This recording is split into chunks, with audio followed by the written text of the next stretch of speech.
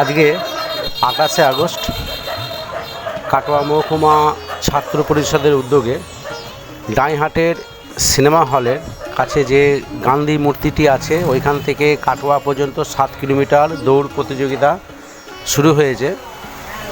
এতে অংশগ্রহণ করেছেন প্রায় 300 মতো প্রতিযোগী। তারা এই দীর্ঘ 7 কিলোমিটার দৌড় দিয়ে তাদের যে দৌড় প্রতিযোগিতা আছে তারা কমপ্লিট করবেন। আমরা দেখছেন সেই ভিডিও। এরা ডাইহাট থেকে কাটোয়া পর্যন্ত যাচ্ছে।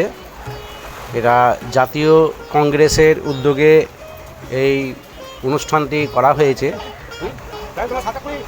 কাটোয়া মহকুমা ছাত্র পরিষদের। আপনারা দেখছেন এই দীর্ঘ 7 কিলোমিটার দৌড় প্রতিযোগিতা। ছেলে এবং মেয়ে উভয়ই এই দৌড় প্রতিযোগিতায় অংশগ্রহণ করেছেন। আমি তার ভিডিও আপনাদের সামনে তুলে ধরলাম, দেখুন।